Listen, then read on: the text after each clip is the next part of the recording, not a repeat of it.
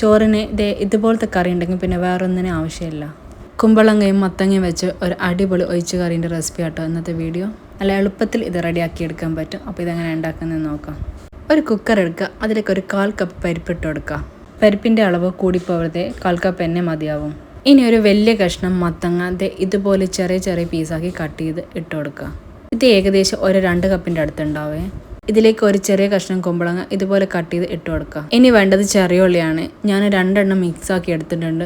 ഒരു ചെറിയ കഷ്ണം സവാളയും ഒരു 8 എണ്ണം ചെറിയ ഉള്ളിയും കൂടി ചെറുതായി കട്ട് ചെയ്ത് ഇട്ട് കൊടുക്കുക. ഇനി ഒരു 2 പച്ചമുളക് നടുകെ കീറിയതൊന്ന് ഇട്ട് കൊടുക്കുക. നിങ്ങൾക്ക് കുറച്ചും കൂടി എരിവ് വേണമെങ്കിൽ അതിനൊക്കെ കുറച്ച് കൂടുതൽ എടുക്കുക കേട്ടോ. ഇനി കുറച്ച് കറിവേപ്പിലയും കൂടി ഇട്ട് കൊടുക്കുന്നുണ്ട്.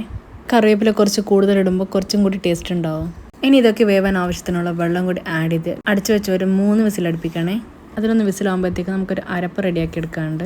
ഒരു അരമുറി തേങ്ങയിലേക്ക് ഒരു 3 ചെറിയ ഉള്ളി ഇട്ട് കൊടുക്കുക. ഒരു 3 വറ്റൽമുളക് ചെറുതായി കട്ട് ചെയ്ത് ഇട്ട് കൊടുക്കുന്നുണ്ട്.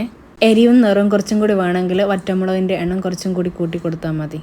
ഇനി ഇതിലേക്ക് 1 ടീസ്പൂൺ ചെറിയ ജീരകം ഇട്ട് കൊടുക്കുക. പിന്നെ ഒരു 1/4 ടീസ്പൂൺ മഞ്ഞളും കൂടി ഇട്ട് കൊടുക്കുന്നുണ്ട്.